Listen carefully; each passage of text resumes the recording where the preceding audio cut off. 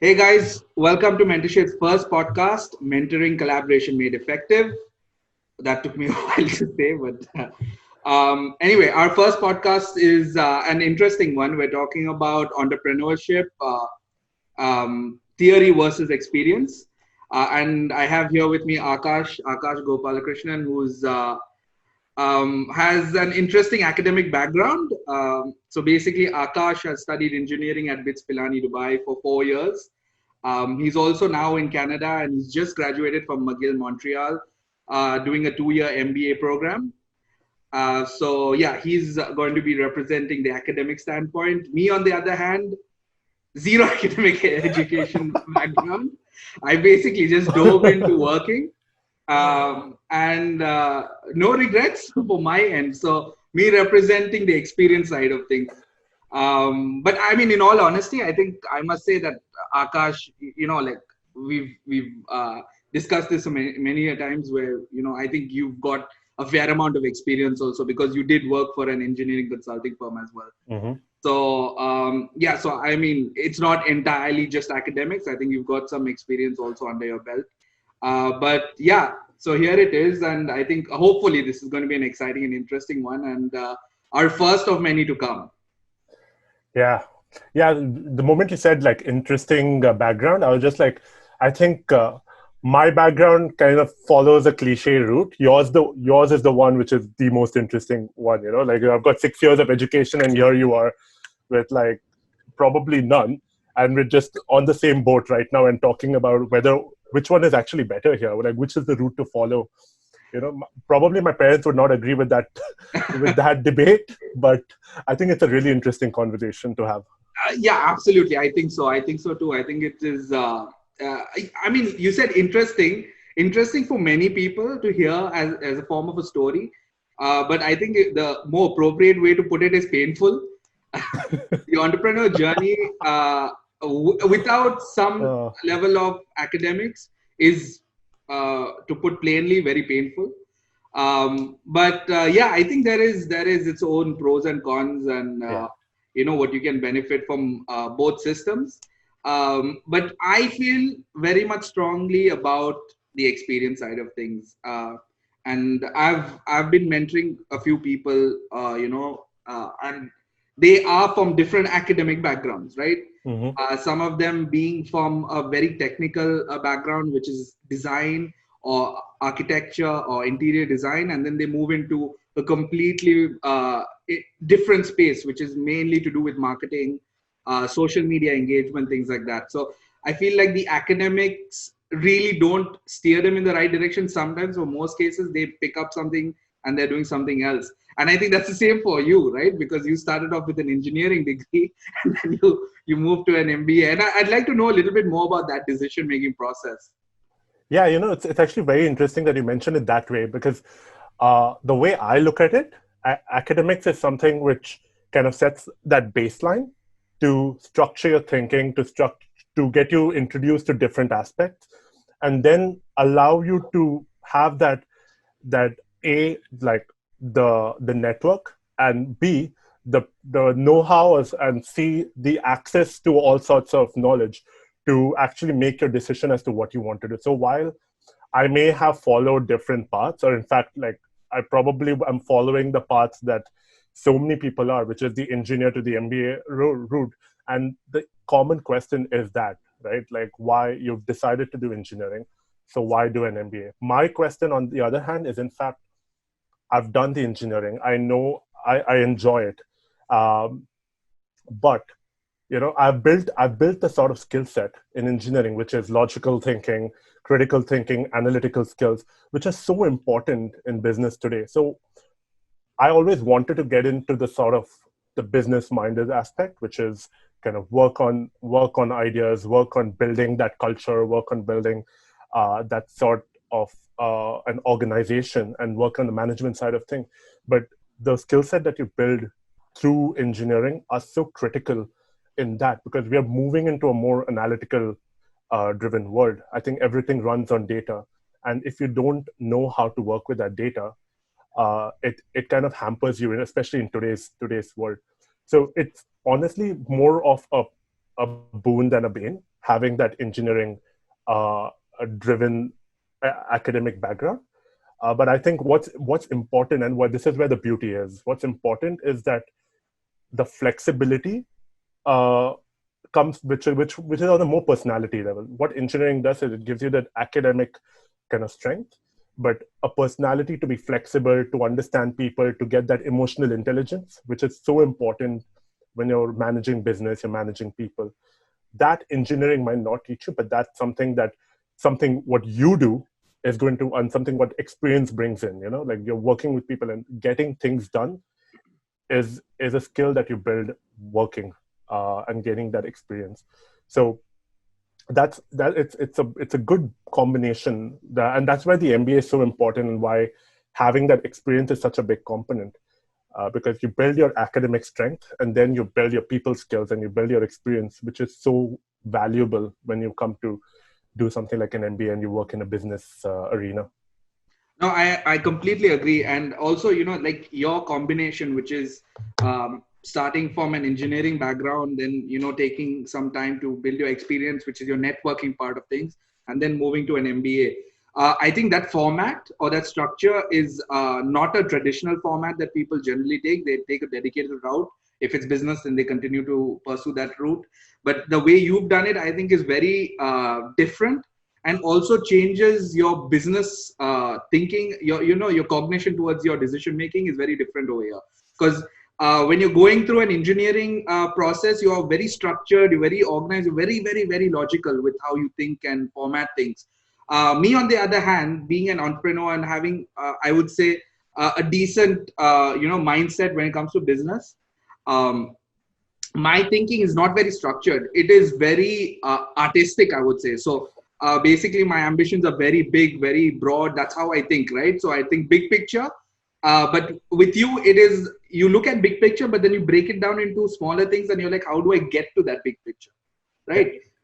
So this is the difference between an entrepreneur, right? We're already looking at the larger milestone, but then we use effective tools to actually break that thing down. And I think that with an engineering background or a background of that sort, where you have logical thinking involved, helps you structure any big goal and break it down to smaller milestones, and to help you get there.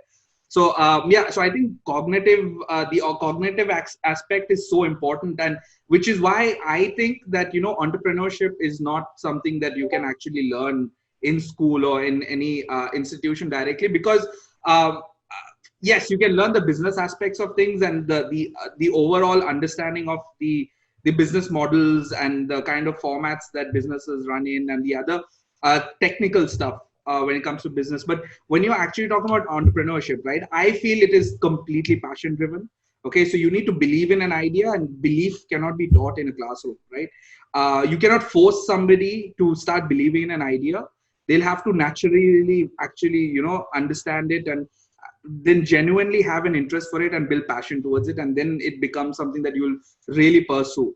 I mean, we've been building a lot of content for Mentorship of late, and we've been writing a lot of blogs. And one of the last blogs that I wrote, which was about I mentioned about the flow, where you're in a state of flow, which is what I think entrepreneurs thrive on, right?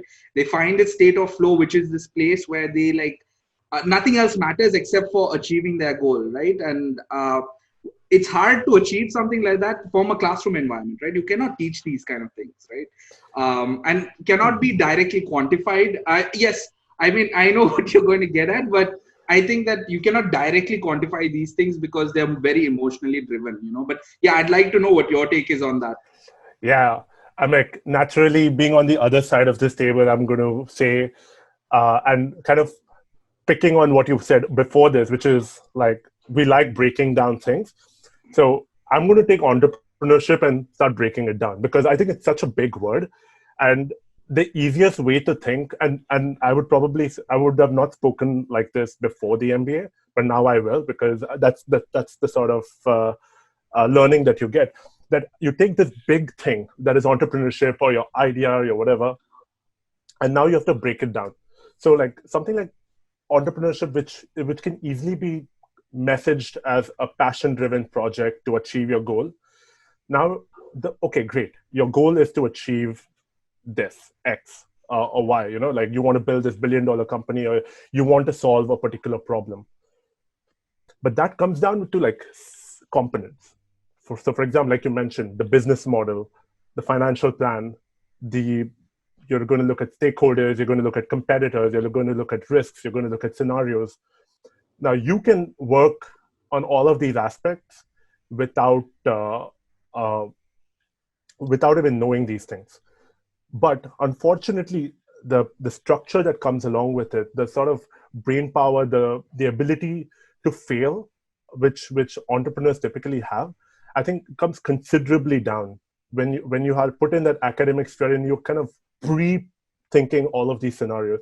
And of course, I can't say that kind of going to school or kind of learning all of these frameworks and structures is going to foolproof your idea, or going to foolproof you in any way. But the way I would like to think of it is it's more like a 70-30 deal, where like you are building 70% of your resources through the academic learning, but then 30% comes down to personality. And I think that's where the flow comes in. What you're talking about, that you need to be in that flow. The academic aspect is sort of a negotiable thing. Some people do it, some people don't. The wonder stories that we hear, talk about Bill Gates and Zuckerberg and all of these guys, the wonder stories are the way I look at it is like the 0.1% of the people who make it without school. They do it, and they are the stories that are told. But what about the remaining 99.9%? We don't really know their stories. So in this sort of a space, what happens is that the 30% of what is non-negotiable is where that personality, the flow, the mindset, the entrepreneurship personality types that we talk about, that's so critical. And that is critical irrespective. But what the academic background brings is an ability to kind of make it more possible or make it more probable for you to achieve that success. And yeah, I'm going to quantify it here, but that's what it does. Like you're improving your chances of success by kind of building these models, understanding this, building your network, knowing how other people have failed, because that's what you do in something like a business school, or you do it in an academic sphere. You're going to be learning so much of this happening around you, and you're going to be learning so much of what went wrong. And then those are lessons you can take and imbibe into what you want to do to get it right. So there are both spheres over here, but yeah, I think the academic aspect is so critical in order to looking at it from a worst case scenario, in order to improve your worst case scenario. Let's put it that way. Right. So I have a very interesting view on this, right? So you've obviously done your master's from one of the top universities in Canada, McGill, who has the resources to bring you the best speakers. They can bring you a portfolio of phenomenal people to network, right? And this is where I actually think the academic sphere is inconsistent, right? Because not every school can offer that, and there's a price tag attached to this kind of learning, right? So you want the best kind of learning, you really need to pay for that. But that's not how it works when it comes to experience, right? Experience is basically based on the decisions you make. You learn throughout that process. And sometimes I feel like, okay, great that you've been at a really good institution and you've studied there and you've been having access to that kind of resource. But let's take, for instance, some of the Asian countries where people are picking up these degrees in entrepreneurship and things like that, or not degrees, but like courses in entrepreneurship, and they're going and doing the traditional classroom learning. I really don't see the value of it, because entrepreneurship is more scientific than business.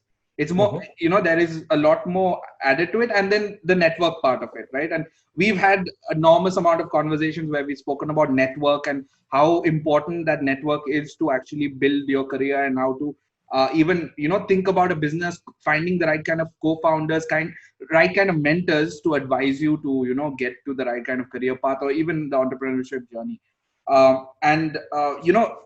I feel like the academic institutions aren't consistent with the kind of material that they're offering across the board. So you've got few of these top institutions offering the best in terms of value, and I would say that is still not 70%. I think that It should be far less, because a lot of the learnings that you see. So if you take, for example, Kodak, which is a company that has been doing, been in the film scene for the longest time.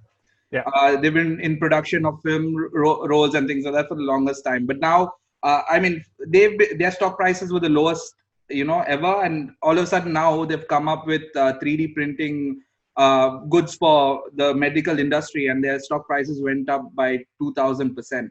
Now, I wouldn't say that this is something that is purely academic. I think that there is somebody behind who's not given up, which is he was in a state of flow where he wanted to make sure, he or she wanted to push Kodak to get to where it should be and revive it, right? So because if you look at it from academic standpoint, you look at it and you'll be like, okay, this is a dying business, not doing well. It would be better to stop the bleeding and shut shop.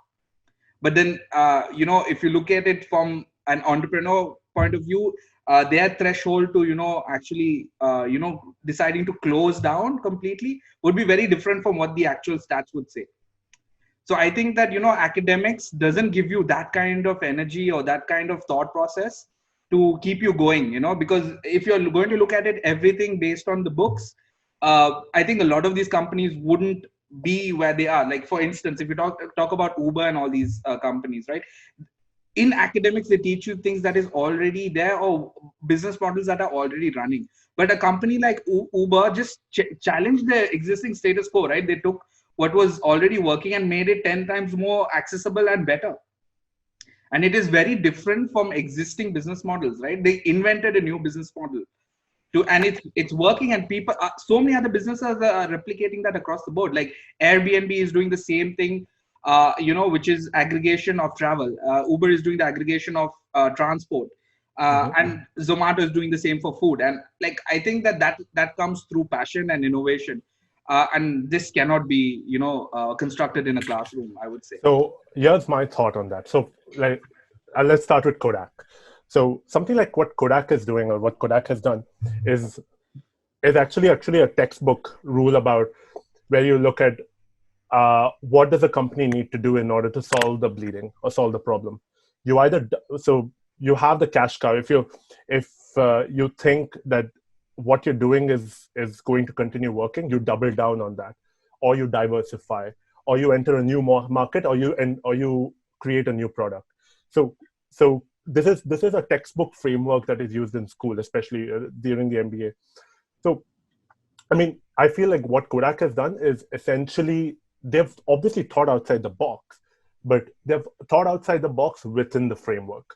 So it is one of those aspects of combination of ideas, where you need to do something radically different, but at the same time, there is a logical process to it.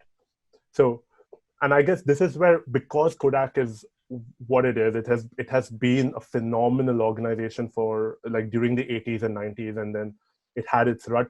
And that's also because they did not anticipate change. I think part of what Kodak did in the 80s and 90s is that the book clearly states that you need to adapt, you need to keep changing, you need to be aware of what your surroundings are. So I think they got very comfortable at the time. They did not update themselves with technology. They did not update themselves with what the world was doing. They really underestimated that. Also a consequence of not kind of drowning yourself within the academic sphere. And what they've done today is kind of, I guess the way I look at it is, learn from their mistakes. They've kept an eye out on the world. They've kept an eye out on what is needed, and they looked at their resources and they decided, oh, okay, here's where we're going to enter. And yeah, and you're right. And of course, with all of this, there is an aspect of being at the right place at the right time that they managed to do. All right. So it's very fascinating to see, like, for example, in this case, Kodak's sudden rise, and it's also an indication of how volatile our times are. Right. But on the other end, which is talking about the Uberization and all of this. So this is all, I think, the way I look at it is, again, the education sphere has to update itself. And this is where the concept of what the best institutions do versus the others. the best institutions go along with the times. They know what's happening in the world. They are very well connected to the industry. They're very well connected with what's the disruption that's working, what's the disruption that is not working, who is like creating like fascinating atmosphere. Like, for example, let's just take Elon Musk. You have this man who is doing everything that anybody that genuine business people, somebody who's come out of a B school, someone who is following a logical track would not do. Yeah. The guy is himself questioning why his stock is doing so well. No CEO in any part of the world would do that, and in fact, it's frowned upon. Board members would frown upon. These are the people who are generally removed. Yeah. It's harming the company's reputation, but not Tesla. Right. Because that is his personality. Right. Elon Musk is working with him, and that's where the personality becomes such an important aspect. And that actually alludes to your point, because personality is something that academics will not create, and the charisma of that individual far exceeds whatever knowledge they bring with them, or knowledge or experience they bring. And that is where, say, for example, an Elon Musk, his behavior can never be predicted, and also what comes with it is high risk. His behavior can probably take the stock 50% higher than what it was, or it could crash it down.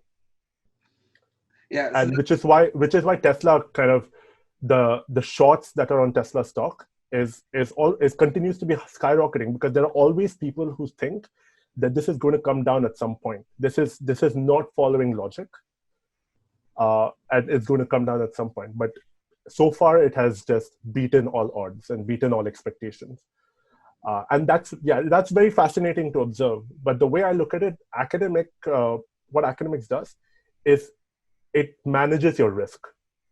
It retains your risk measurement policy in terms of, okay, I can take this much risk, but if I screw up, then I have this to take care of myself.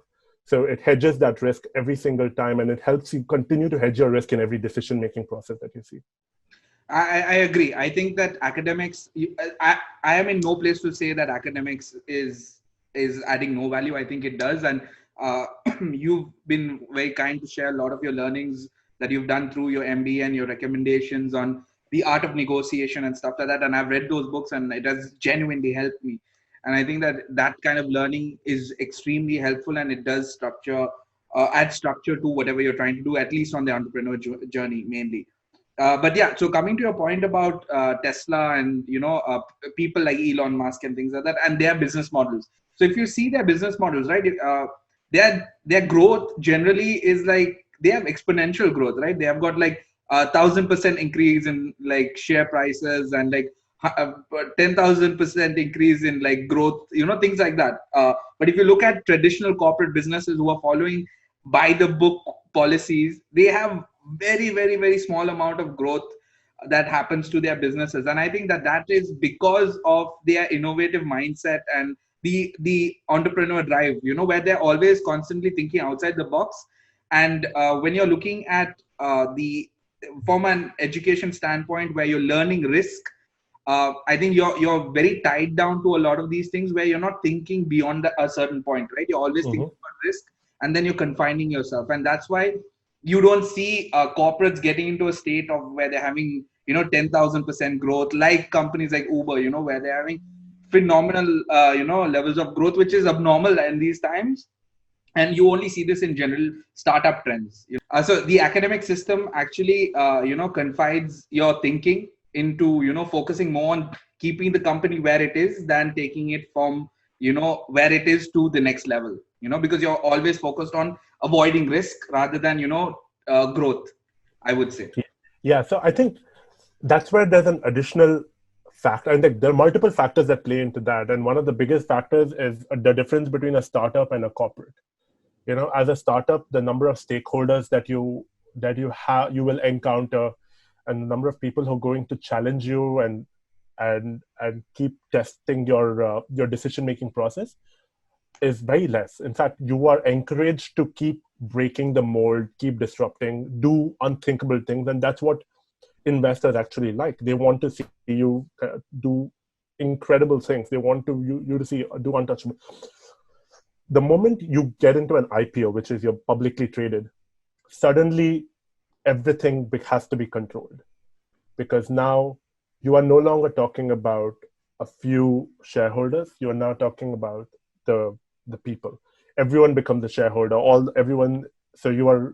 It's so much more scrutinized, and that is a big factor change. So of course, in Tesla's case, it is kind of the black swan in the industry, and which is why I guess only Tesla can have that sort of reputation within the space, because they do stuff that nobody expects. Like, in fact, the one expectation that you have out of a Tesla stock, or the one expectation you have out of an Elon Musk, is that he's going to always exceed your expectation. He's going to do something that you don't expect.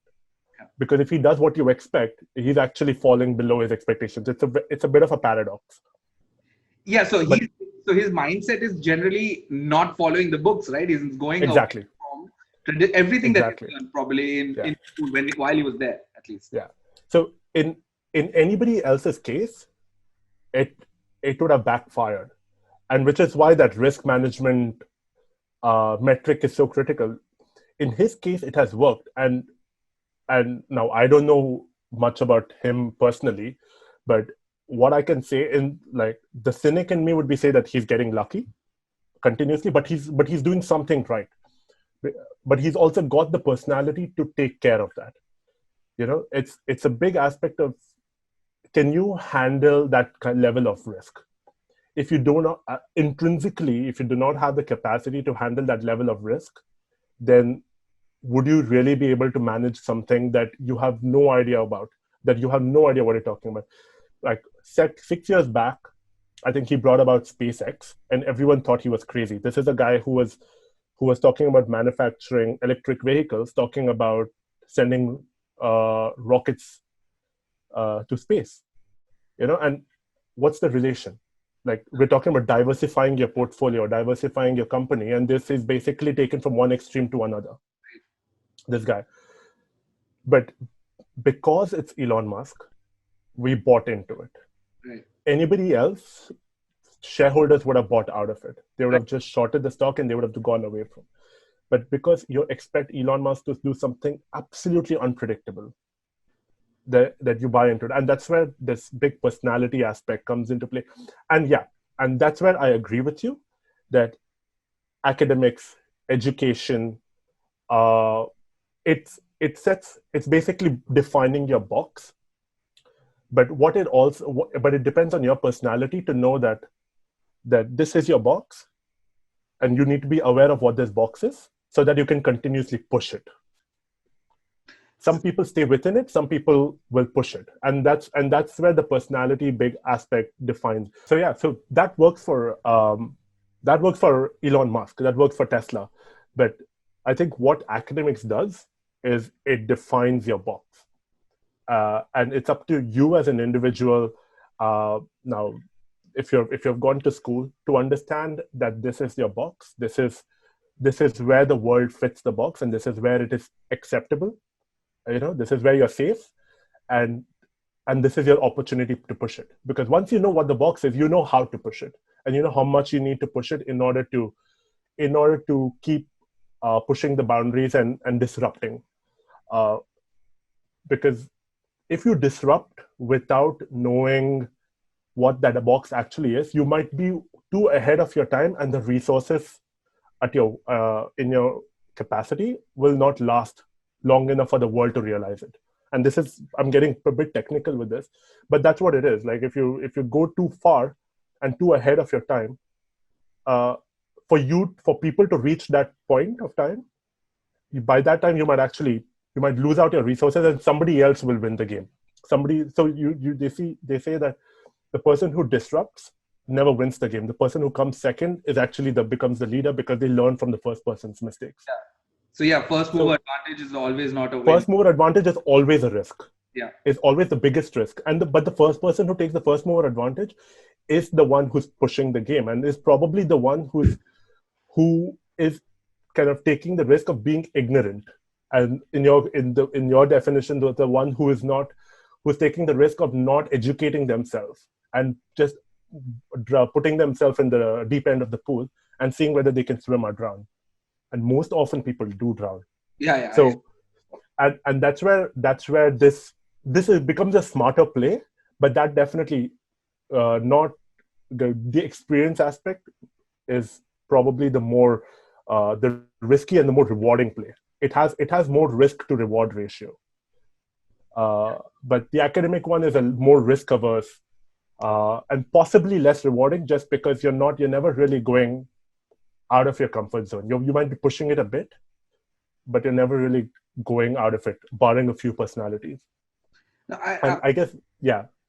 So that's it. Yeah, go for it.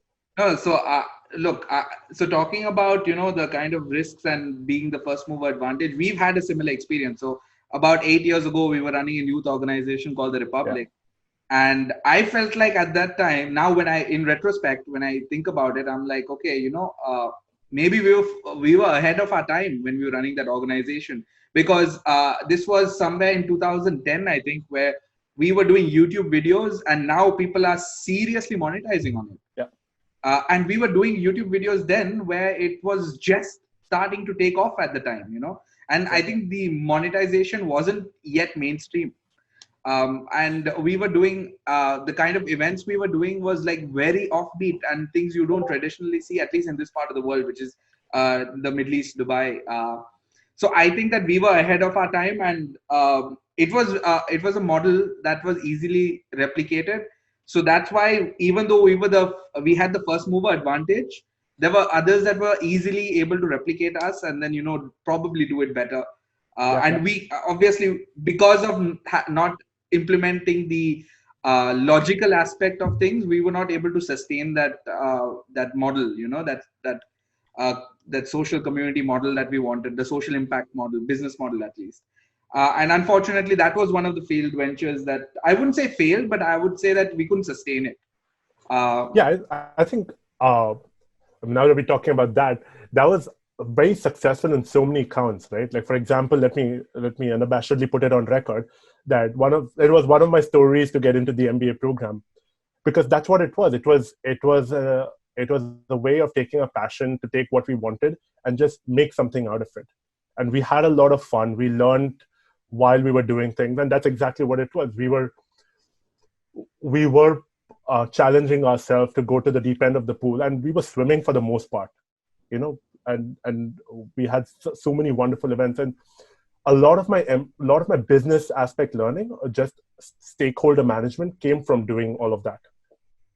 And if there's a reason why my MBA was so rewarding, is because I learned so many of the skill sets through the Republic, which became so applicable right now, and something that I could dictate while I was in the MBA program. That's the thing, right? I come down to where we started that youth organization, having various programs that was more focused on soft skills and exposure to different areas, right? And I think that is a more powerful and effective method to a certain degree when it comes to learning, because you're like more hands-on and you're getting an opportunity to discover. Now, the thing with the traditional methods of learning right now is you have to decide whether you want to go down the business route even before taking your first class. So how do you know how well that's going to go? On the other hand, where we started doing things through the Republic Youth Organization that we were running was very different. We were letting people try it out, and this is how, software works, or like products work. You demo the product before purchasing it. But on the other hand, when you look at academics, it's the other way around. You have to basically understand what this information from other people, and they would advise you whether, you should take this. So if you want to be a doctor, you should hear it from another doctor saying that, yeah, this is what it's going to take, but you don't actually have the opportunity to demo this kind of learning. Which I think which didn't work out for me. So I felt like when I joined university, I was I was studying in the UK. I studied in Dubai, and that traditional method didn't work for me because I was genuinely confused. I didn't know what I wanted to do. Now I'm in the space of digital media. I do design and I do development, and I'm focusing on what I really enjoy doing. And I've found my flow. You know, I love ideation, so I focus on startups and I focus on design and creating ideas and translating it to a business. And that's my flow right now. But I would have never discovered this if I had gone to a classroom, because classrooms will let you learn something that you've decided even before taking giving it a go. You don't know what you're signing up for. Basically, you're just hearing it from other people, and you're just doing this for what society expects you to do, which is to go and get that degree. And that piece of paper defines you in a lot of ways, and I don't agree with that method, and I think that unfortunately is a big lie. So I was having a conversation with somebody a few days ago, and they were telling me that education is really important, and without education you cannot get anywhere. And this person had met me for the first time, and I was like, I don't have a degree. And she was like, oh, that's too bad, you should go and get your degree. And while we were in conversation, she was telling me she just got laid off, and her father also got laid off. And she was telling me that her father was a CA. He has done his CA, and he was a CFO in a company. She was an interior designer, and she's done a bachelor's in interior design. And I was like, yeah, I don't have any of that, but I have security because I have my own startups, which I'm able to sustain. But you don't have a job, so what's the value of that degree that you're holding on to? So this is the thing which I don't agree with. This traditional learning is that it doesn't give you proper survival instincts. With entrepreneurship, you discover skill sets that help you mold yourself to monetize on it. But you having a finance degree or a business degree or whatever degree it may be doesn't equal to you earning money, which is the problem over here. But with entrepreneurship and the experience journey, experience actually gives you a footprint to know how you can emulate whatever your skill set is into, translating that into a proper business and, actually making money from it. So I think that, education is very important because structurally it has helped me. And I've learned this through, signing up for short-term courses. And I've learned a lot of things that I could have done more effectively. And I would have cut my journey into half if I had known those things. But I feel like there is a lot of burn time that's involved, which is, for example, in your case, 4 years doing your degree and then 2 years doing your master's is 6 years of your life. I've got collectively over 10 years of experience. And I would say that I don't know structurally everything, but I could easily, start up a business, draw up a business plan. And all of this is knowledge that I've gained through experience. Through a lot of failures, yeah, that is the downside of the whole thing, through a lot of failures. But the experience has, including the failures, has, given me a mindset that helps me think that, okay, these are the things I need to avoid, and this is what I need to focus on. Yeah, if I had the academic education, then, the risk factor would be a lot lower. But then I have the fear of being confined into this whole thought process of, staying, safe all the time, which is, right now with this whole pandemic, we don't know what safe is anymore. But yeah. I think now, since we now you just touched upon the word pandemic. What the pandemic has done is it has changed the way we look at a lot of things. For example, like the way you said, the traditional ways of learning is no longer traditional anymore. Whether you go to a university, whether you go to a school, you may go to anything, it has been democratized to such a level that now everyone has to do it through the laptop. Right. So what was the biggest problem with education before? And I think partially was still the problem before the pandemic and may still be after this. I don't know about that. But what the problem was is we always kind of looked at it to be, I guess, with a lens of sanctity, that this should never be changed. Right. Even the contents should not be changed.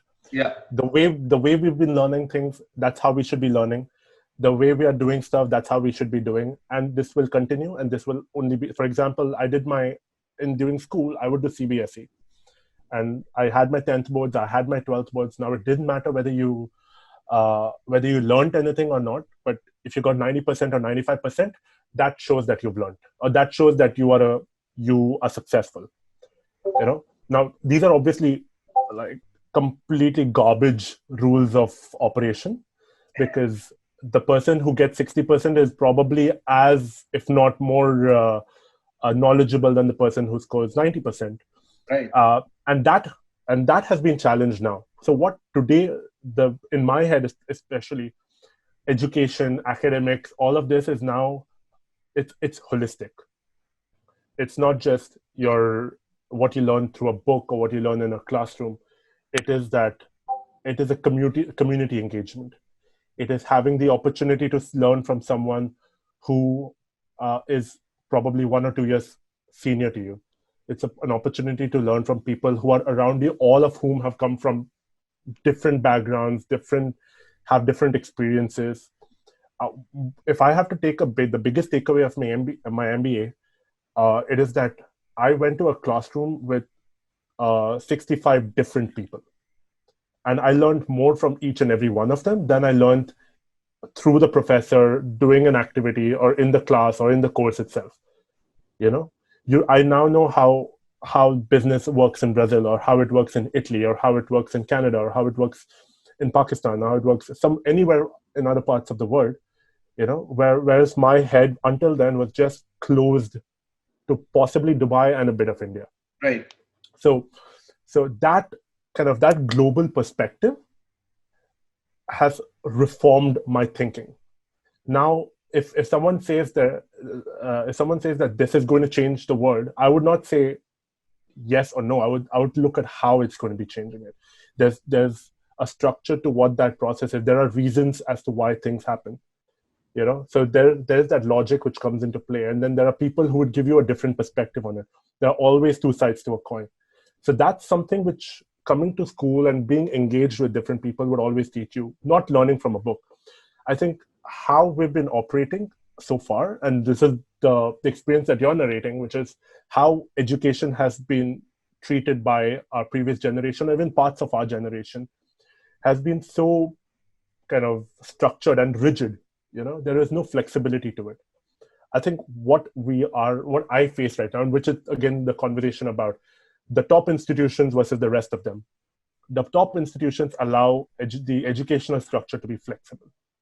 You can choose your route. You can choose what you like, how you want to learn, and what you want to do. Because they understand that everyone has a different style, everyone works in a different way, and we need to what works for them is what we need to adapt. And so people have, not most, I would say, but in some institutions, the flexibility to choose how they would like to learn. Now, if someone wants to go ahead and start a business, like for example, McGill has a Dobson School of Entrepreneurship. You might as well pitch your idea and get into the incubator program, right, while still being at school. And now, being at the incubator program, you would get access to mentors, you would get access to entrepreneurs, you would be learning by doing, which is probably the same thing, but again, in that safe space where that person would not have to endure failures to a massive risk. It's not going to ruin your life, or the way how people give that sort of definition today. But you're still you're failing fast, and then you'll start off again. Right. So it's still in a safe space, but you have the same rules of operation that you would have in the outside world. So I guess that hybrid model is so critical today. Yeah. So I agree. And I think that these kind of models that you're talking about is, I believe, the future of how education is going to be. And I think a lot of these institutions are starting to adopt these kind of models where they're realizing that people don't want to be in a classroom environment. And I think education after this pandemic is completely disrupted with online learning, right? Absolutely. Because they are forced to now do online classes. And now people are now contemplating whether they should be doing traditional education systems and do that online, or just go and pick up a course from a decent size online platform maybe, and learn what they really need to learn, which is not going to last you 4 years, but this probably will, be like a 3-month program, and you've got more or less the same kind of value from, this kind of learning.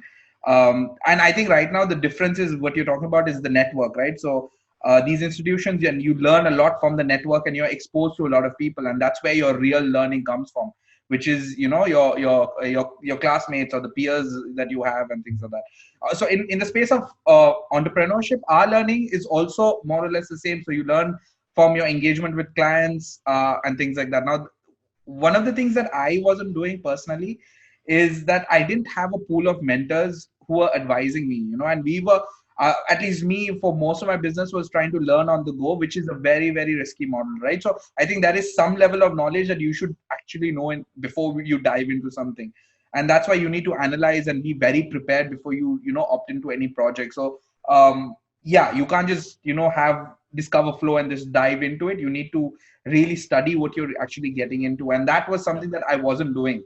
And I would just dive into projects and then realize, okay, this was not thought through properly, and I would fail. Um, Restart. I would fix that problem on my next project, but then I would, encounter another problem that I didn't think of.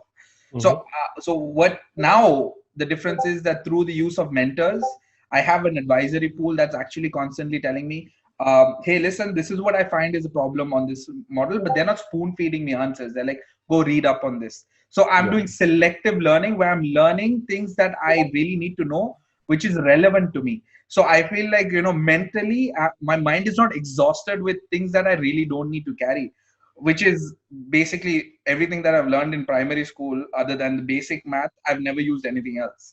Right. And I think that was generally a waste of space. I think so. But now, now whatever I learn is based on what I really want to understand and implement, right? So I'm reading up on things that I find value in. For example, when you told me about negotiation, I thought that was super interesting, and I immediately read up on it, and I'm learning things that I want to improve on, which gives me a greater opportunity to build my personality or grow my business because it's focused.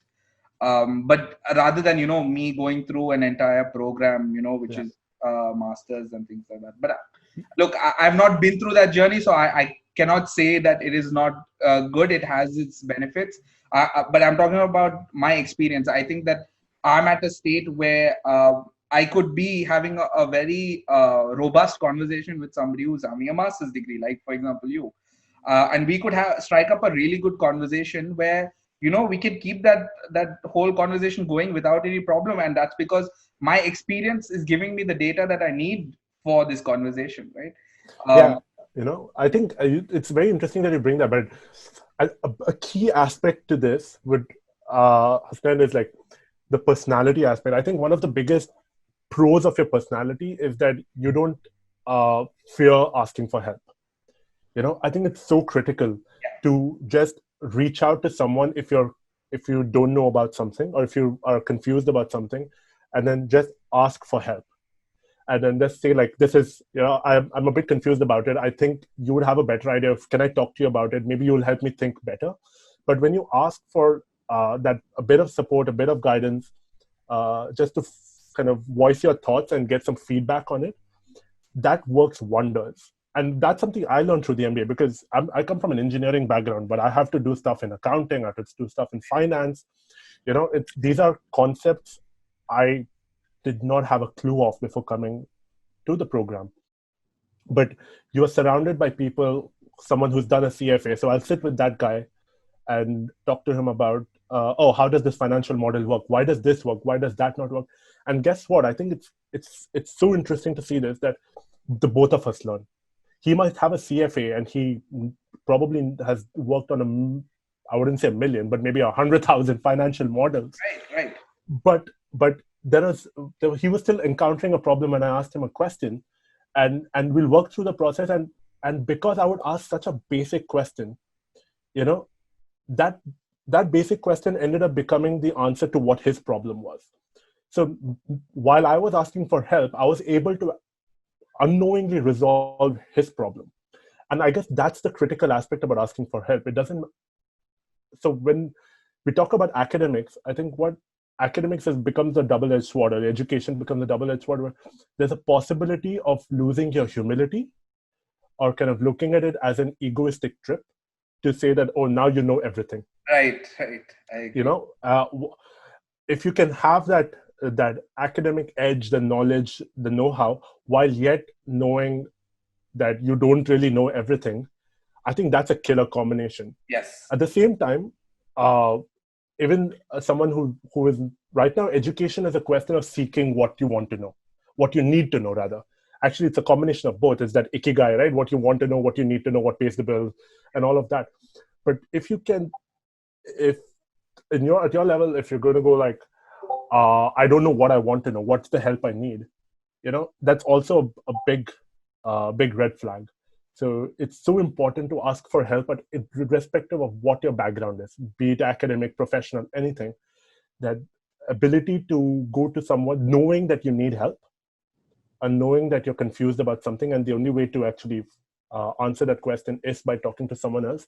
That takes a little bit of maturity, and that's something that doesn't matter whether you're a PhD or you're the biggest CEO in the world, the biggest entrepreneur in the world. It doesn't matter.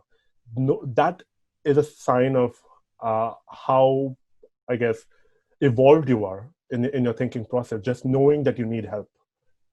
Yeah. So, you know what? If I had to like pinpoint on a few things that I think that people should learn, and through my failures that I've had, throughout my journey, is the fact that you should be open to accept flaws, which is and ask for help, which was a thing that I didn't understand or didn't do for the longest time, because I generally felt embarrassed, because I Mm-hmm. was going down the non-traditional route. I felt like people would judge me, saying that, listen, why didn't you take the typical route, but and go do your education, and now you're taking all these risks? Is this even healthy? And I was really scared to hear that from people, and I would avoid people. um, so, to my surprise, when I started opening up and uh, kept a very healthy group of people that I started talking to, and had a nice pool of mentors, they actually gave me information that backed up my ideas completely.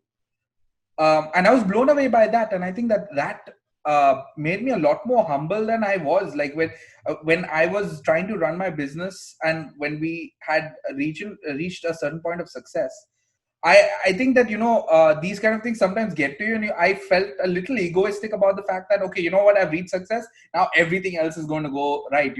And coming back to Elon Musk's part, where he's lucky, you feel that way, at that state where you're like, okay, I'm going to get lucky even on the next one. But when you fail, you should always be open to the fact that you should ask for help from the right people, right? Yeah. Which is having a very healthy inner circle that you have. Mm-hmm. And that took me a long time to learn. I think I should have done this a long time ago, where I built myself a very strong inner circle that actually guide me. And I mean, like, in actuality, like, conversations with you, we speak very regularly, and we talk about so many things, and I reflect on a lot of things that we discuss, and it has helped me personally. So, right, so, like, having the kind of people doesn't have to be like somebody who's extremely close to you. It could be a friend, it could Yeah. be anyone, and I think people are really scared to share their emotions because and feel vulnerable. But I think it's okay to, if you know the right kind of people that's around Yeah. you, and you know them well enough, I think it's okay to be vulnerable. But you should also be vocal about your failures, and not hide them, because I think that stops you Mm-hmm. from growing, because you're always going to be in a state where you only know what you know. Yeah. The moment you start having a conversation, then you start learning more. And um, with these kind of journeys that I have taken, at least, the the whole thing about the success strategy part of things is that you have to keep learning, right? Yeah. I think that is the core of the whole entrepreneurship journey, is constantly learn. And that's what helps you Not innovate. just entrepreneurship journey now. I think this pandemic has kind of given a wake up call to all of us, saying that the number one skill is to be adaptable. And how you can be adaptable is to have a continuous learning mindset. Yeah. So, So talking about the pandemic, what is your take on, like, schools and institutions, and how they're going to actually transform their do you think they're going to, first of all, transform their the model that they're running on, and change it to fit the current people's mindset? Because now people are like constant state of challenge, right? Either they don't have jobs, or they're in a state where they're like, okay, should we start a business right now, or should we be holding on to the cash that we have? So everybody's pretty much in a very confused space at this point. And I think that there are a lot of people who are even questioning whether they should even be going through the education system right now. Like I've heard people have conversations as far as to say that they want to homeschool their kids. Mm-hmm. And I think that the faith in the education system is actually starting to shrink, which is, I think, scary. I think education is important unless they like try to change their model a little bit to fit this generation's requirement, I think. So what is your take on that? I have a very MBA response to this, and it's like, I think any MBA student or graduate is going to just do a face palm on this, which is, it depends. It's the two words that you use the most often in an MBA program. But the reason I say it depends is it depends on your risk profile. Right. Every individual has their own risk profile that they work with. Some people are more risk averse, some people are more risk friendly. For example, I would take you as someone who is a risk lover. You don't mind taking those chances, even if they are half chances, and that's fine. Versus, even it's also okay for someone who is absolutely conservative and very risk averse, or wants to hold their cash together and not spend it on anything. Both are fine. These decisions are very dependent on where they stand in that spectrum. Yeah. So the fact of the matter is, schools have to adapt. Yeah. Right? Because we've had MOOCs, or massive online open courses, for a very long time, maybe like, I think, a decade now. But now it's disrupted the maximum. Like, now people will go to it, are more aware of it, are more driven towards it now than ever. So they have now realized that they can learn from they now know how to operate a computer, because a lot of people did not before, especially my parents or my grandparents' generation would not. But now they have to. There's no other way of communication apart if you don't know how to operate your computer or your mobile phone. The second thing is, the moment you open your computer and you're now learning through this platform, you've forced yourself to do the most difficult task, which is to commit to it. Now that you've committed to it, you are now engaged or engulfed in the process. Yeah. Right? So the moment, that's the hard part, getting into the process. The moment you're into the process, you now realize, oh, it's not that as bad. And the next question is, so why do I pay? Why do I pay 3 times or 10 times the cost to go to a school? Yes. For example, the Harvard edX program, or whatever it is, it's probably 10 or 50 or 20 times more cheaper than going to Harvard and doing the same program. So what is the difference? Right? I have to deal with I could literally do it whilst going to work. So I don't have to kind of feel the pain of the cost, and I don't need to go to the US or be subject to any of the immigration headaches that are such an important part of what we do nowadays, right? So I think because of all of these questions, schools have to adapt. They need to figure out what is the real value that they're giving. And in my opinion, the real value that schools bring are around the network and the experience. Right. Now, I would defend a school model solely because my MBA experience has been very unique, and I've done things that I would have never done otherwise. For example, we had a trip to Japan, and we kind of had to embrace the culture over there, learn how businesses operated there. Now, it's a very unique country. The culture, the rules of operation, how business is done, how people work, everything is so different from A, the Western mindset, or B, anywhere in the world. Now, I got exposed to that. I was working in that culture for a bit. So I had to push my boundaries a bit when I was there. Secondly, I had the opportunity to go to Italy and work in a public institution like the International Labour Organization. And again, that's an experience I don't think I would have got if not doing the program. So I am quoting experiences where I am away from the school atmosphere, but you can see that what McGill has done well is it has disrupted that academic system, where it's understood that it's not about the classroom, but it's as much about outside the classroom, how you operate. Like you learn those skills, or you build your toolkit within the classroom, but you have to execute it outside. And now how you execute it outside is upon you. So, but it will give you the opportunity to execute it outside. So, so you know what? Institutes like McGill and many other institutes do similar programs like this. I think that is a huge advantage, because generally when you are in this journey, when you're doing it on your own and you're not taking any help from academics, it's all about your mindset, right? It's about how you think and how driven you are as a person, and how introverted or extroverted you are. So it's completely based on your personality and how much you're willing to push. But when you're actually in institutions like McGill or any other, you are actually put into these programs by design, right? Yeah. And then you're tested in a format where you discover whether you're comfortable or not comfortable with it. Regardless, you still have to go through that process, which I think is a very powerful tool, right? Because it actually opens you up to exposure. Number one, you discover a little bit more about yourself, and the other thing is that it puts you in a space where it's like a sort of a emulated version of an entrepreneur journey, right? You're like discovering on the floor. And I think that these kind of programs is what is more needed than classroom environments, right? So if I wasn't as driven as I was towards my startups, and me being an extrovert, I like interacting with people.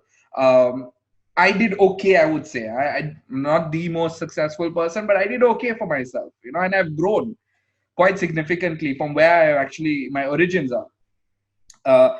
But like when you're actually in programs like this, right, the programs that you're doing, I think you're more prepared for different challenges, because you're by design put into these programs to get ready for exposure. There are people who are extroverts, but even if they were an entrepreneur, they would find it really hard to actually get into this entrepreneurial space. So even if you look at lots of business models right now, especially because of e-commerce, there are a lot of people who are extroverted who are running these e-commerce businesses.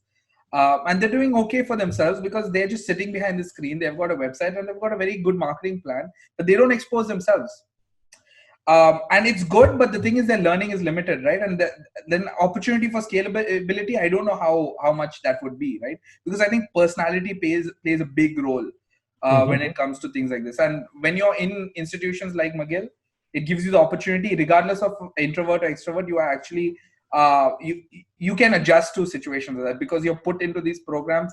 I wouldn't say by force, but by the program's requirement, you're put in there. And, Yeah, I think that's very true.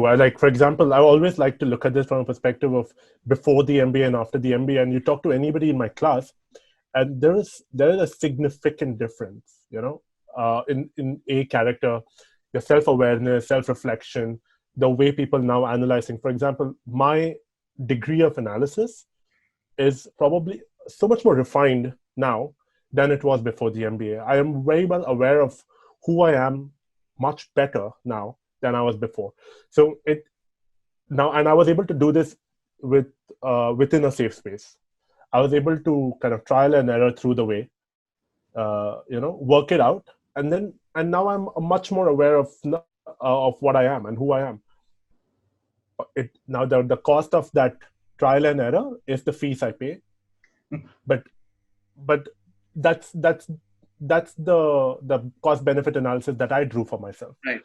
Right. So I chose to do it that route, and of course, along with it comes the prestigious degree and the network and the value that I got through the people I was with. But that is part of the process. If I had to look at my program specifically, it's a process of self-reflection. Right. Self-discovery and reflection. That's pretty much what it is, because I figured out, I came in thinking this is what I'm good at, and this is what I'm not. And then in the process, there were a few corrections, there were a few affirmations, but at the end of it, now I know that this is what people will come to me for, and this is what I would go to people for. Yeah. So that demarcation has been created now. Which is so much helpful, which is so very helpful in terms of how I want to think. And if somebody comes to me for help for something I know I'm not good at, instead of setting false expectations, I would know who to direct them to. And that is a win-win in the situation, because I am able to refer someone who is in dire need of help, but at the same time, I'm not ruining their help by just giving undue support. Which would probably do something else. Yeah.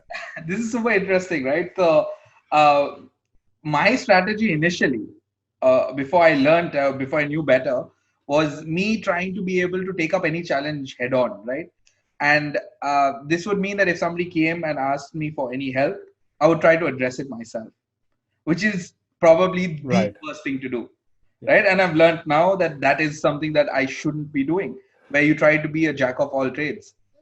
And so these are the things that you don't get to learn through, like, I mean, some people are born with these personalities, and this also has a very big role to play by, where you're from and your family background and how you've grown up and the values that absolutely have so true. I think those things also play a big role in all of this. But like for me, I was the kind of person who wanted to take out any challenge, and if somebody asked me something, I wanted to be the person with all the answers, right? And I think that is probably the riskiest thing that you can do, because you're risking yourself, your reputation, and somebody else's time. And I think that this is something that I've learned over time, and it's so important to be able to, understand what your abilities are and where you need to, pass it on to the right people. Yeah. And then in my case, in fact, that brings a very good point, that I shifted my mindset from someone who wanted to answer all those questions to someone who was willing to ask the questions. Right. So I think that was a big shift in mindset, and it kind of made such huge difference, because before doing something like this, before getting onto this journey, I wanted to be exactly that. I wanted to have the answers, and I would be upset if I did not have the answers. I would put so much pressure on myself that I needed, and that, like, taking to your point, is also, in my opinion, it's a result of the education system I was born into, or I was put into, because we were so driven to find answers. Yes. Whereas this process has in fact forced me to ask questions. Like, the real answers are actually not that important. It's important to find what the critical questions are, and asking those questions are more important than actually finding those answers.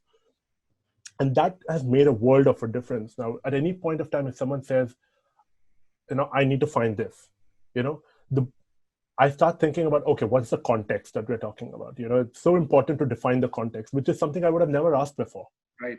Understanding the context is something I probably would not have done before. You start placing your assumptions in the context, right, which is again very harmful.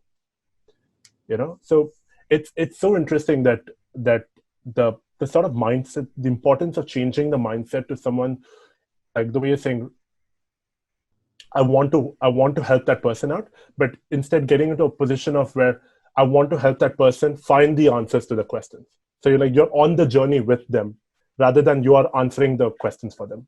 Yeah. 100%. So that would be so much more powerful. And I think that's something that all of us, if I have to say, as a society or as a community, we have to be able to change. I think that's one of the things that needs to change, that we all need to be asking questions more than kind of answering them and kind of speculating answers for them. Yeah, I think so too. I think that's one of the most powerful tools that I've been utilizing of late, where I've been focusing on the question and focusing on whether those are the right questions to be asking. Yeah. Right. So I think that is what I've been spending a lot of time on, and actually that helps me save myself a lot of time, because you're then answering a lot of questions that you don't need answers for. Mm-hmm. Right. So if you discover the right kind of questions, then you're actually in a better place. And this all borders down to mindset, right? So you could be the most experienced person, but then if you don't have a mindset like this, where you're willing to learn, willing to ask the right kind of questions, then like I would say that your generally your journey would be a lot more harder, at least down the entrepreneurial route. And if you are successful, then it's, I would say, basically luck, right? Where you got lucky. But no, I think personality plays a big role when it comes to you know, setting up your own business and things like that. And And yeah, everything for that matter, yeah, like, say, let's look at, if I have to actually take an example to define that, the pandemic, for example. The people reacted differently to the pandemic, yeah, to the lockdown, right, right? So I remember that, not to bloat about it, but like, you and I were just like, the moment it happened, we were just thinking about, oh, okay, right, this is, we took more of a third person perspective to see the world's going to change, right? right, The world's going to change. Where do we want to be when that change happens? right. Is the sort of approach that we took. And not that anything is right or wrong. I think everyone has their own space that they like to be in. But I think that's our mindset. Yeah, We took the approach that this is going to change. We need to find out what's going to change and where are the opportunities over here, and what do we do with those opportunities, you know? And I think that's super critical yeah. sometimes, I think so. I mean, it goes both ways, right? So Yeah. like we've been around, or at least we have a circle of people that are generally optimistic, or people who are looking at the best situation out of whatever the situation is, right? But I've also in the past been in situations where I've had people around me that weren't really healthy, you know, who generally had a negative approach towards things, right? So this impacted my business in a very big way, because you're always skeptical then, Hmm. right? So I think that having external influences plays a big role in your business, which people don't really factor in for, right? Because you're always thinking about what you can do for your business, but maybe it is something that you don't even really assess, which is probably change your circle, you know, change the kind of people you're around, and that will actually give you more perspective. It will give you a different thought process that will actually help you structure your business. It doesn't have to be your business. It could be your professional career. It could be your Yeah. personal life, you know. And I've seen these work, like enormous amount of progress has happened by having the right kind of people around. Yeah. And which is why we believe in this common idea, which is mentorship, and which is why we put together mentorship. So yeah, so I think we've had a very powerful conversation right now. I think that this is great, and I'm super excited about our first podcast. But I was thinking, before we actually conclude, I just wanted to ask you about your current take right now, right? So you're right now with us on mentorship, like, you know, co-founding this with us, and also you are in a space where you've just graduated and things like that. So what is your take on uh, getting into an entrepreneurship journey right now, or versus going down, taking a degree and looking for a job opportunity? So what is your take on that whole process right now? What would you say, especially considering this whole pandemic situation? What do you think is the best thing to do, in your opinion? And I think I know you'll give me the it depends answer, but Oh man, so predictable. no, let's take your situation exclusively, and then maybe. Yeah. So I think it's very interesting, right? I always have this conversation there about 6 months ago versus what it is now. 6 months ago, I had a totally different outlook, right? We started off this year with a bang, if you think about it. With what we were doing, I was in Dubai. I was attending 2 weddings, and it was fantastic. Having had some fantastic conversations, you know, really life-changing conversations, which I took back and I reflected on so much. A lot of what the previous year ended and this year began with, was a lot of self-reflection material for the remaining 2 months. Right. And by the time I was ready to move on from that self-reflection, I had a lockdown, which put me in more self-reflection. So it was very interesting, just especially if I have to take my context specifically. But 6 months ago, the idea was to get into a more consulting role, because I love being in a position of problem solving, helping people. And I've always been, especially ever since being part of TR, the youth organization, that's always been the mindset, right? It's like, I want to help people solve their problems. Right. That mindset continued, which is why I got into engineering consulting, and I moved into different roles which allowed me to do that. And even now, that's the mindset. It was now, of course, it's on more on a management level, on a business level, help organizations disrupt, manage change. Those were the themes I was going for, and to be honest, I'm still going for. And but obviously, the pandemic happened, and like I think change management took a whole new meaning after that. but what it allowed me, what until then, what my education and my interests allowed me to do was look at this entire pandemic as a change management exercise. Right.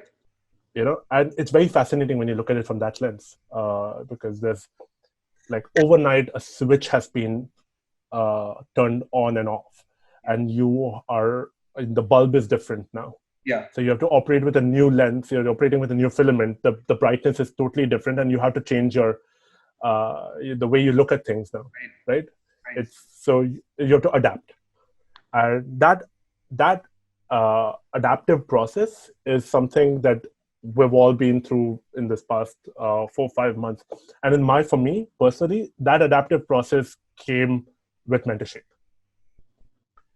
For me, mentorship was an opportunity for me to kind of relook at what my interests are. It's still the same values, helping people solve their problems. Right. But now we're looking at the biggest problem today is uncertainty. Right. We're challenging people to deal with uncertainty, and people look at uncertainty, as I said, in that risk profile in various ways. Right. So it gave me a new meaning, and to just look at that entire process as a way of helping people with different spectrums of uncertainty to just adapt to what they want. Hear them out, help them out with something, connect them to the people who would be able to help them out with something, and move on. And I think that gave new meaning to what I wanted to do. So I think what mentorship was my pandemic lesson of the year, and it gave me new meaning through that process. So right now, if I have to reflect on what I want to do, it's so different. It's now like there is, of course, I want to continue working and work for businesses and help them, because that's my learning process. I'm going to be in that corporate world, yes, and I'm going to work with people who are facing who are trying to solve the greatest challenges of our generation right now. But at the same time, I want to work at the very grassroots level with people with mentorship, connect them to people and help solve their problems. And that gives me that person-to-person meaning that I want to work with. So yeah, man, that's been my approach. No, so this is what I find very interesting. I think this is something that people nowadays should really understand, is that either route is not one that you should like think with dedication you need to do. You can always choose to have a bit of both in your life, and it's always good to be diverse at this time. So I think it's amazing what you're doing right now, which is pursuing a career plus starting something with us from the grassroots level. And I think people should be open to doing this a little more, where they're venturing into opportunities like this, where they're doing business that has meaning. And it's less about the profit and more about passion. And the also the impact, and also focusing on their career if that is what they want to do. Me, on the other hand, I enjoy this, from the get-go. I've been enjoying this. And I'm always in a state of, getting into ventures where I feel like I want to make an impact. We did the same during the Republic Days, 10 years ago with our youth organization. And I'm starting to feel like the same kind of energy happening even now, where we're trying to do something which will connect people to mentors, which is something very close to me, because mentors have really helped me. Especially, I would say, over the last 1 year, where I've had conversations with really powerful people, including yourself, that has completely changed my mindset 360 degrees, right? And not only mindset, my personality. And I think you can you can vouch for that, right? I have a complete change in personality and the way I behave, the way I think. And if I could, if if this platform or mentorship could do that for more people, then I think it's our responsibility to make that happen. Yeah. And that's interesting, right? Like, it's the beauty of mentoring is that it's a two-way process. Right. Like, I obviously could not articulate like the way I'm doing right now 10 years back, but I think TR and the whole idea of you starting the Republic and the way we were operating was that learning opportunity for me. Like, I think I learned so much from you at 10 years back, which kind of shaped me the way I am today. Yes. And shapes my thinking the way I am today, right? Yeah. So that's important, right? Because you need to have people of this sort around, and I've learned from a lot of people right now. So when we were doing the Republic 10 years ago, I had a lot of experience because I was working in the real estate before that in Dubai. I made phenomenal amount of money. I was exposed to a lot of things at the time, and I think that while most of y'all were in college, I had already some experience under my belt, and that was my opportunity to share whatever I had. But now it's very different because now I'm learning more from people like yourself, and I'm sharing whatever I have. So you're right; Mm-hmm. it's like a complete two-way journey right now, and I would say that I would contribute most of the weightage of my shift in mindset towards these kind of relationships, right? These kind of mentor-based relationships, and I think it's super underrated right now, and like Mm-hmm. people And should. I think it's the need of the hour. I think It's so. the need of the hour. Yeah. I think so. And I think people are having right now, with this whole situation, the reality is that psychologically people are heavily impacted. People have Yeah. doubts, people have fears. And especially if you think about, from where we are, the Asian subcontinent, right? We are constantly living in a state of fear, right? Fear of not being poor because we are exposed to so much poverty. We always are fearing that. A fear of always trying to be relevant by getting a degree and being in a place where, like, okay, what, people in society Mm-hmm. will recognize us once we have a degree. So we've always been in that state, and right now it's important that you have the kind of mentors that's around you to talk you through these processes and make you focus on what's really important. Yeah. And sometimes you as a human waste a lot of time thinking about a lot of external factors that you really don't need to be thinking about. And mentor relationships do that for you, not only for work but personally also, and that has happened to me. Yeah. And I think these are some of the most powerful things, and I think that on a baseline, human interaction is one of the most important things any human could have, which is and that's why we are the most advanced creatures that is there, right? And that's because of our ability to communicate. um, and if we aren't taking full advantage of that, then I don't think we're living our full potential. And mentorship hopefully will do that for people, and that is our goal that we are planning to achieve. But yeah, so I mean, in conclusion, I think that uh, there is no right answer to this, I would say, because I've learned a lot from what you just told me. So based off your conversations, I've picked up on a lot of things, Yeah. and I think that there is some crazy value that's available through these educational institutes. Yeah, but I also feel like somebody like me, which is I think maybe I should have started off with this, which is I'm dyslexic, so it was hard for me to go through the learning route. So these education institutes, at least when I was in school, didn't recognize these kind of issues. Yeah. Now they're a lot more open to these kind of things, and then they adjust their education programs to fit these kind of situations. But I think they have to adopt to a lot of these practices a little more, and like try to be a little more different from what they're already doing. And yeah, I think this is a balanced experience. You can't Yeah. say one is better than the other. Yeah. I think like everything in the world, it's not perfect. Right. Everything needs to be disrupted. Education needs evolution. Like you said, like things, I see improvement, but it obviously is never going to match our level. And like that, for example, just the example that you gave, being dyslexic, the education system ideally should be evolving or adapting itself to your methods, and that's the way we need to move forward. I think education needs to be a learner-focused model rather than having a structure of content and just throwing it at you. And that's the change that needs to be made. And just like us as humans, we need to evolve. Education methods need to evolve. People and their teaching styles need to evolve. But what's critical and what I guess stays universal is the importance of conversation. I think that helps us continuously improve ourselves, listening to different perspectives, and I guess that's the baseline of even mentoring relationships.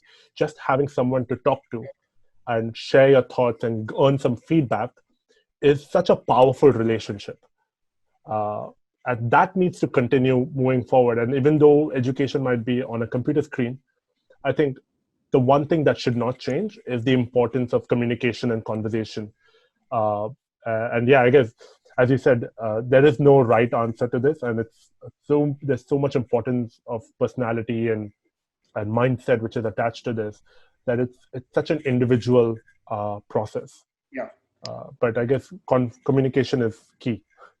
Yeah, I think so. And also, it really depends on what your background is and where you actually want to invest your time in, right? So I wouldn't advise anybody to, take my route, or it has worked out for me in terms of learning, but it is also a painful route. And if that is something that you want to take up, then yeah, you can always do it. But it's always good, I would say, to start with simple things, like ask the right kind of questions, which lead to learning, which then therefore takes you to making better decisions, and then you have a less painful journey through business, professional life, or whatever it may be.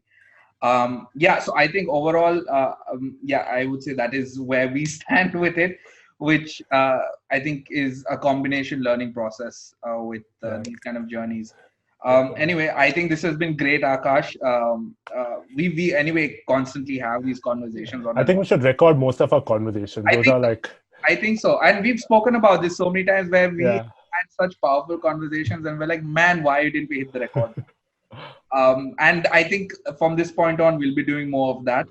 I'm just happy and excited that this is our first podcast. We made it happen, and hoping to get more out, soon, with more people, obviously, on the platform. Mm-hmm. Got two of our beautiful other co-founders with us, Upasna and Anamta. So hopefully they'll also be coming out with some interesting content, and it'll be exciting to see what kind of stuff they're coming out with. I can't wait for that. I'm super excited to listen to what they've got to say. I know. So they also have very interesting mindset, and I think that is the beauty of our work dynamic right now, that everybody has a very different perspective. Yeah. And we found that right balance of how we can combine this together to build a product. Almost feels like an MBA school. Does it? I'm just okay. Oh man. Anyway, Akash, thanks for coming on call. I think this has been great. This has been fantastic, man. We'll be doing more, I'm sure. Anyway, we want everybody to support us by watching this conversation on our YouTube channel, and and follow us on our podcast, and hopefully reach out to us if you have any questions.